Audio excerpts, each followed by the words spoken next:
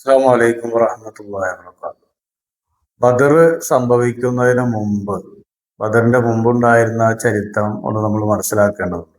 കാരണം മഹാനായ റസൂലുള്ളാഹി സ്വല്ലല്ലാഹു അലൈഹി വസല്ലം തങ്ങളും സ്വഹാബത്തും നീണ്ട 13 വർഷക്കാലം കൊടിയ പീഡനങ്ങൾ മക്കയിൽ അനുഭവിച്ചിട്ടുണ്ട്. പ്രവാചകന്മാരെയും സ്വഹാബത്തിനെയും തുടച്ചു നീക്കാൻ, അതുവഴി കഠിനമായ പീഡനങ്ങൾക്ക് വിധേയമായി എല്ലാ നിലക്കുള്ള ഉപരോധവും നടത്തിയിരുന്ന ഒരു കാലഘട്ടം ഉണ്ടായിരുന്നു. ആ കാലഘട്ടത്തിലെ ഏറ്റവും വലിയ ചരിത്രം എന്ന് പറയുന്നത് സ്വഹാബത്തിന്റെ ചരിത്രം തന്നെയാണ്.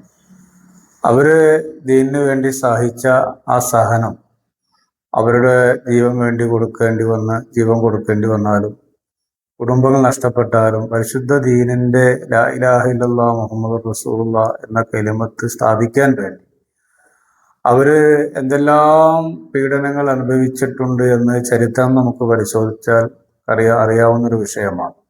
അപ്പൊ ബദർ എന്ന് പറയുമ്പോൾ നമ്മളൊക്കെ പരിശുദ്ധ ഇസ്ലാമിനെ വിമർശിക്കുന്ന വാളുകൊണ്ട് പ്രചരിപ്പിച്ച മതമാണ്.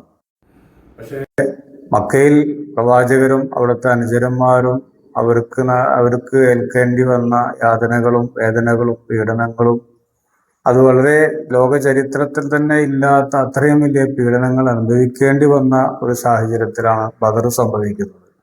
അതുകൊണ്ട് തന്നെ ബദർ എന്ന് പറഞ്ഞ ഒരു ചെറുത്തുനിൽപ്പാണ്, ജീവിക്കാനുള്ള അവകാശത്തിന് വേണ്ടിയിട്ടുള്ള പോരാട്ടമായിട്ട് അത് നമുക്ക് കാണാൻ കഴിയുള്ളൂ.